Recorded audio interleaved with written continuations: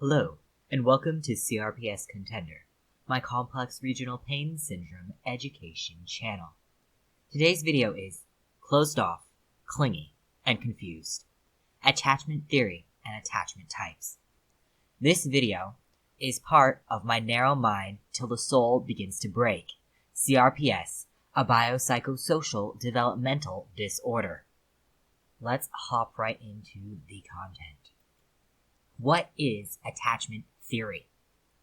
In 1958, British psychoanalyst Bowlby defined attachment as lasting psychological connectedness between human beings, which is characterized by clear behavioral and motivational patterns of seeking proximity to a primary caregiver to receive comfort and care when frightened or stressed. Obviously, the primary caregiver in most situations is going to be the parents, most usually the mother, but not always. Due to evolutionary mechanisms, infants engage in extreme behaviors such as crying, screaming, or clinging to avoid being separated with a parent or caregiver, and when reconnecting with them after a time of separation. These behaviors, like crying, screaming, and clinging, are innate, instinctive, hardwired responses to the perceived threat of losing the survival advantages of being cared for, attended to, and protected by a primary caregiver. Human beings are some of the most defenseless animals on the planet for a long time after birth. We have one of the longest maturation periods of any creature on the planet. And during this time, if you do not have someone taking care of you, you will likely die. And so all of these attachment styles and the behaviors that are engaged in during these attachment styles are for the sole purpose of maintaining that connection to a mature adult who is going to look out for you and make sure that you survive to your own mature adulthood. Attachment is not food dependent, but is instead based upon the ability of a caregiver to be available, sensitive, and responsive to the infant's needs, which allows that child to develop a sense of safety. A dependable caregiver gives the child a secure base to come back to, and with which they can then go out and explore the world with joy and pleasure. In 1970, psychologist Mary Ainsworth expanded upon Bowlby's work with The Strange Situation, revealing the profound effects of attachment on behavior both in the present and later in life. This 20-minute experiment took 12 to 20-month-old children and their caregivers as a couple, not as a big group, and put them in a new room that the child had not been in before. The caregiver then sits while the child is free to explore the area. A stranger enters, talks with the parent, and then approaches the child, and then the parent conspicuously leaves the room, while the child is alone with the stranger. The caregiver then returns, greets and comforts the child, and then leaves again with the stranger, and the child is completely alone during this time. Then, while the child is alone, another stranger enters and interacts with the child. After a period of interaction, the caregiver returns, greets, and holds the child, and the stranger conspicuously leaves the room. During this time, 4 aspects of the child's behavior are observed: the amount of exploration in which the child engages during the entire experiment, the child's reaction to the caregiver's departure, the displayed anxiety when alone with the stranger, and the child's behavior upon the caregiver's return. Based on the child's behavior in these 4 categories, they were put into 3 distinct attachment styles, which later a 4th was added to make up for some inconsistencies. Don't worry, we will discuss that. The attachment behavioral system guides our patterns and habits of forming and maintaining relationships. This whole system is built and developed around the earliest attachment patterns that are developed with primary caregivers. Adult relationships, particularly intimate or romantic relationships, are directly related to the attachment styles that we had as children and the care that we received from our primary caregivers during our first 18 months of life. There are 4 major attachment styles. The original 3 were secure, anxious, and avoidant.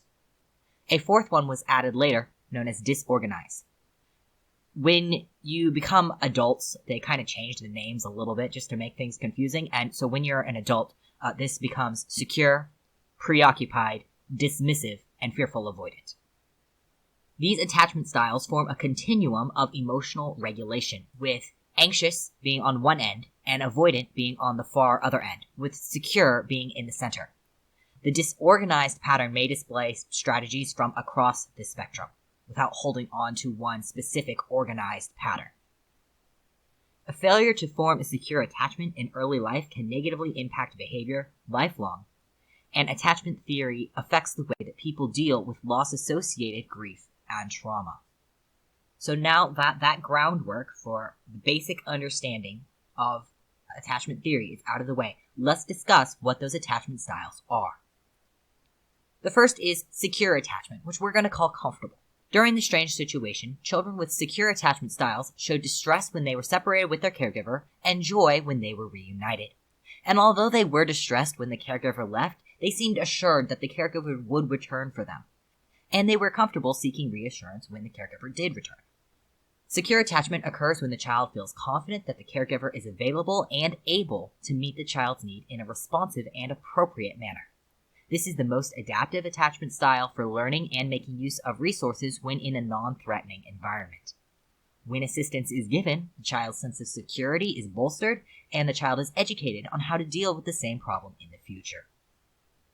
In children, this looks like children being able to relate positively to others, being more successful in classroom and in interactions with other children, being able to engage in complex play, displaying resilience, and being better at taking in other perspectives and having more trust in others than the other attachment styles.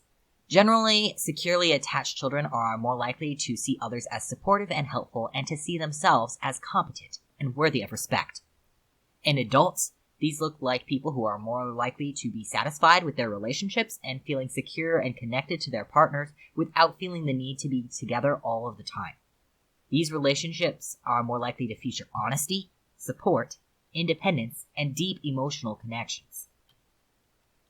Now let's move on to the first of the insecure attachment styles. This is the anxious attachment style, which we will call clingy. Children in the strange situation that had the anxious resistant attachment style showed distress before separation from their caregiver and were clingy and difficult to comfort upon the caregiver's return. They showed signs of resentment in response to the caregiver's absence or signs of helpless passivity.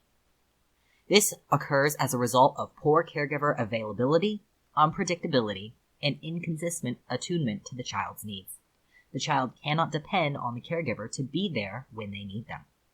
These caregivers can be unreliable, overprotective, live vicariously through their children, be focused on performance or appearance of the child rather than their authentic expression and needs, act insensitively or intrusively, and can confuse emotional hunger with genuine love.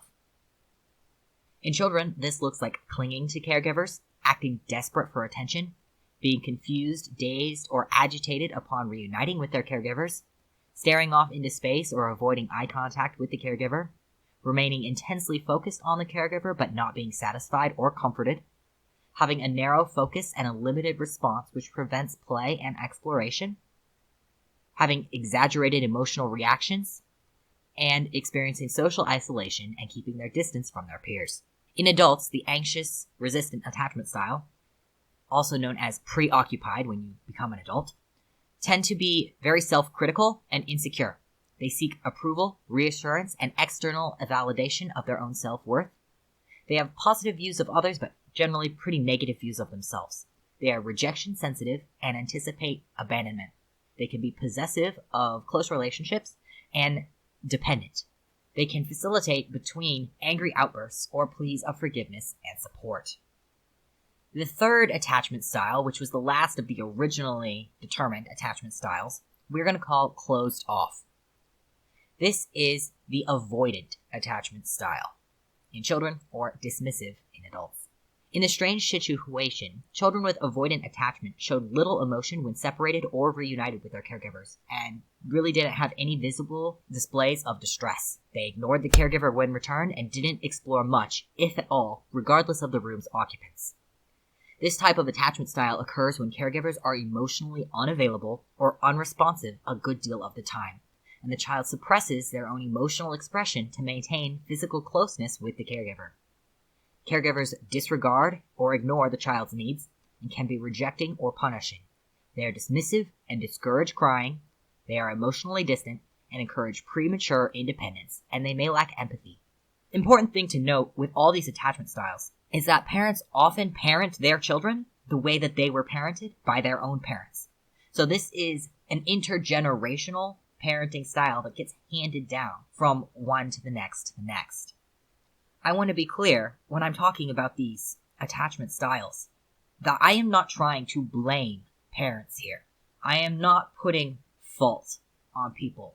For the most part, parents try to do the best they can, and they don't always have the tools necessary to raise their children in the way that is best beneficial to them. But that does not mean that they aren't trying. That does not mean that they aren't doing their best. It just means they are not connecting with the child in the way that the child needs.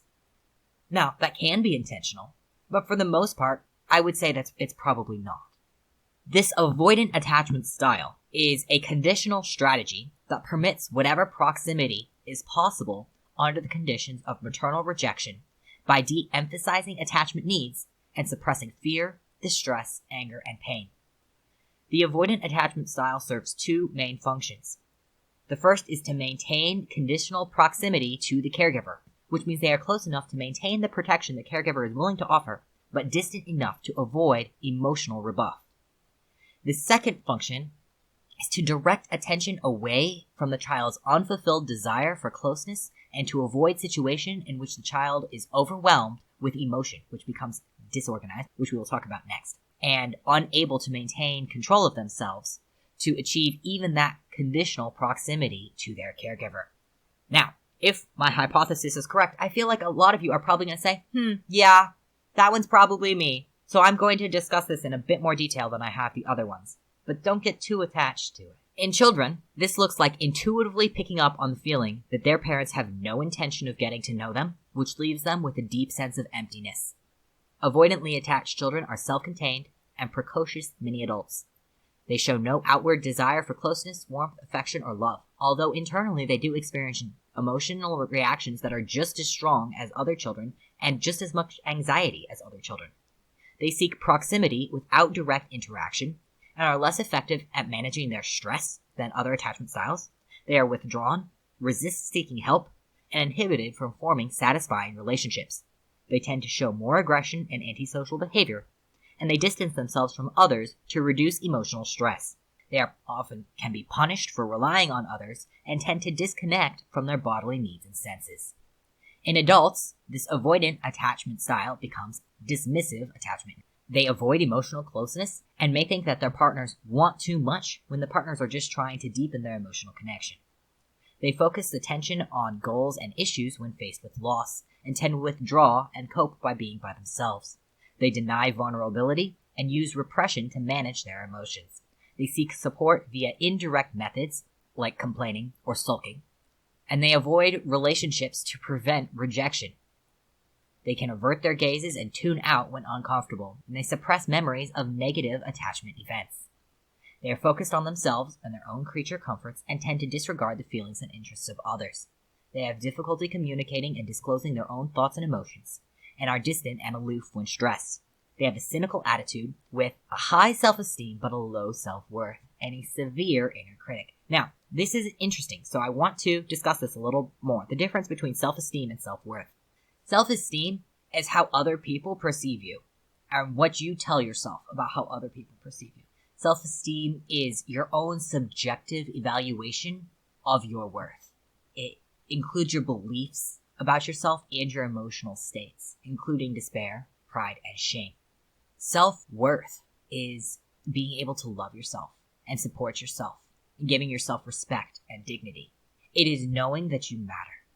It is understanding yourself and giving love to yourself and giving acceptance to yourself. And that is different than feeling like your self-esteem, which is entirely dependent on what you can do, not on what you are.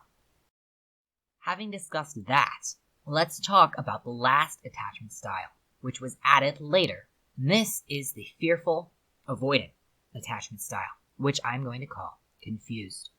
Now, before I get into this, I want to say that I personally thought that I was the dismissive avoidant style, but I am actually fearful avoidant, and I feel like this is probably going to be something that is going to be pretty relevant to this entire community, where the way you perceive yourself, the stories that you tell yourself about who you are different than what is actually happening. So, the fearful avoidant and the dismissive avoidant can seem very, very similar, but they are distinct.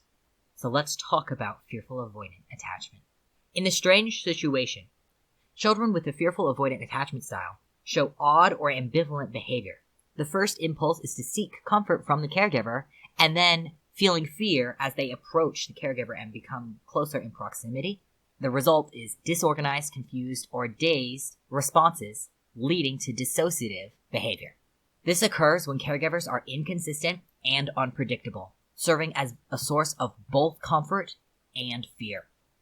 The child does not know how to organize their behavior because they do not know which version of their parent they are going to get. This attachment style arises from fright without solution and a lack of trust in the caregiver.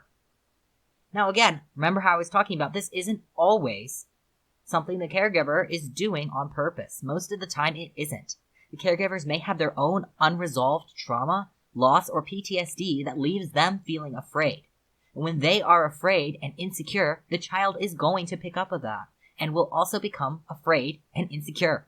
The caregiver may have some sort of mental illness or a chronic illness. They might have severe depression and be unable to interact with the child in the way that the child needs, and unable to meet the needs of the child due to their own health situation. They may also be abusive or neglectful towards the child. Only about 5 to 7% of the population has the fearful avoidant attachment style, and it is often a result of childhood abuse and trauma. And while only 5 to 7% of the general population has this attachment style, over 80% of abused children have this style of attachment. These people want to love and be loved, but they are very afraid and highly untrusting. They have a low self-worth and a low opinion of other people.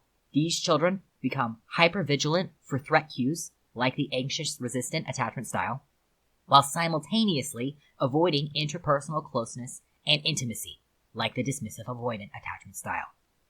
Fearful avoidants lack a coherent social behavior and are the most challenging of the insecure attachment styles due to the lack of organized responses. So what does this look like? In children, this happens because the child does not trust the caregiver to meet the physical or emotional needs that they have. The caregiver is not only unreliable, but also a cause of fear and distress for the child. The child is unable to adapt because the caregivers are unpredictable, so the child may avoid or resist. They are afraid to let others in and are often people pleasers. They are given attention when they are serving, when they are fulfilling a role. And so they attempt to prove that they are worthy of love and affection by accomplishing things. They are unable to regulate their emotions and are chronically vigilant and anxious. They have extreme difficulty bonding and trusting, but they want to belong. They have incoherent, contradictory behaviors in relationships. They don't know what to expect or when their needs will be met, if they will be met at all. They often become the caregiver or parentified early in relationships, and they want desperately to be loved. In adults with fearful avoidant attachment, when they become stressed, they can either be very frightened or very frightening. They have erratic behavior in relationships and can't make sense of their own experiences. They have difficulty expressing themselves and didn't learn how to self-soothe or self-regulate. They have difficulty trusting, opening up, and seeking help. They have difficulty forming and sustaining solid relationships and difficulty managing stress, which means they can be hostile or aggressive when they become stressed. They view the world as an unsafe place based on their own prior life experiences. I want to say this is not irrational. They are creating this attachment style because of the way that they were treated. So this is not, you just need to get over it. You're irrational. You just need to move on. No, they are basing this on what they have lived in the past. To them, this makes complete sense because they do not want to be hurt again. They have a deep fear of being hurt by the people close to them and fear intimacy and proximity because of that. They expect and are awaiting the inevitable rejection, pain, and disappointment because that is what they know. They don't think that they can be loved for who they are, but only for what they can offer. And these people are either high achievers or troubled addicts, or both simultaneously. So, where do we go from there? Is there any way to overcome this? Yes, there is. This is known as earned secure attachment. Now, before we get into this, I want to make it clear that all the attachment styles are the result of positive attempts to cope with stress during childhood. They are learned patterns of behavior in response to the environment and their relationships. All attachment styles are used to cope with stress, and they all worked. That's why they developed them. But what happens when the patterns that used to be beneficial to you and help get you through and keep you alive and help you survive, when they no longer benefit you, and when in fact they are harming you? Can you create new patterns? Yes, you can, but it requires work. The knowledge of your attachment style is a great first step, but is not enough to change your attachment style or the patterns that you have created around that attachment style. A new attachment style can be built on security and safety, and it can be developed over time at any age. A secure base, teacher, boss, friend, therapist, partner, a spouse, support group. Do not use your own children for this. Do not put your own problems on your children, okay? Do not use your children for this. But a secure base can provide the corrective experience to rewrite insecurity into earned security. The secure base should be available, warm, responsive, and provide accountability that supports firm boundaries and high standards. It is important that you communicate your desire for a secure base with the individual that you are choosing, that you would be comfortable using as your secure base. Don't expect or assume that they will be your foundation or support. Make sure you have a conversation with them and ask. Especially if you just decide, oh, this person's gonna be it, and you haven't told them that, they don't know that, they haven't agreed or consented to that, and then something happens and you feel hurt, you feel like they are not doing what you need them to do. Well, of course, they haven't agreed to do that. So make sure you're not just projecting that without someone else saying, yeah, I'm willing to do that for you. Once you have a secure base, this will give you an area with which you can explore emotional experiences and relationship patterns with that secure external base, with the intention of becoming your own secure internal base. Children need caregivers because they cannot provide for themselves.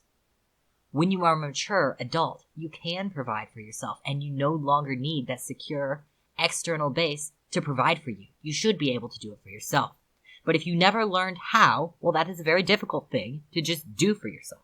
So you will want someone to be able to help you with that, but with the intention of being able to learn those patterns and internalize them so that you don't need someone else to help you regulate your own emotions. You can do that on your own.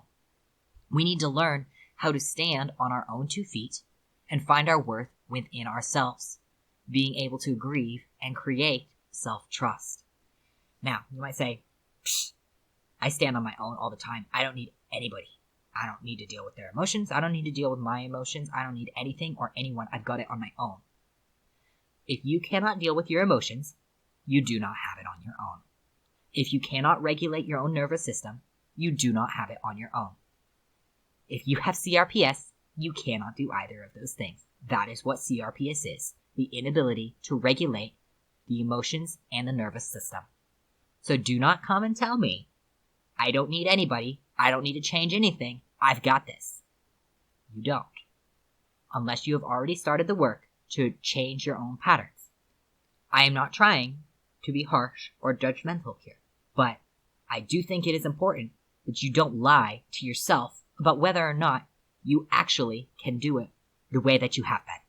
Be honest with yourself about the kind of person that you are and put in the work to change that if you are not satisfied with what you see.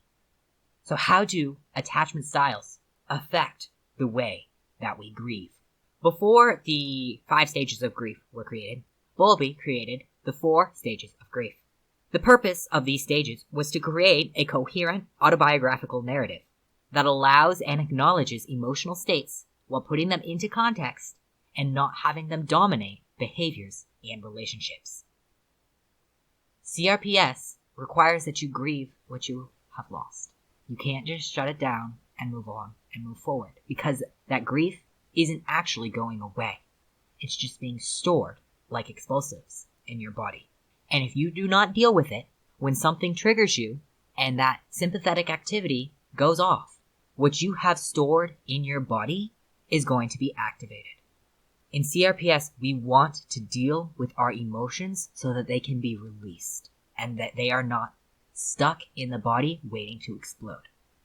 So it is very important that we deal with the loss that CRPS brings to the forefront as we are losing our abilities and our functions.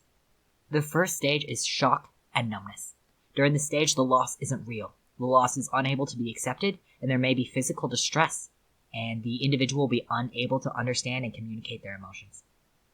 The second stage is yearning and searching. During this time, the individual is aware of the void in their life, and they may attempt to fill that void with someone or something else. This is emotional outsourcing, and it is an addictive adaptation. This does not mean it has to be a substance. Any behavior in which you engage that provides temporary pleasure or temporary relief from pain that you crave and that you pursue despite the negative consequences is an addiction. It does not require any sort of substance whatsoever. I personally think that CRPS is an addiction to your own catecholamines, and I think the science supports that. During this yearning and searching stage, the individual still strongly identifies with the loss and may be preoccupied with it. The third stage is despair and disorganization. During this stage, the individual accepts that things have changed and that they cannot go back to the way things were before.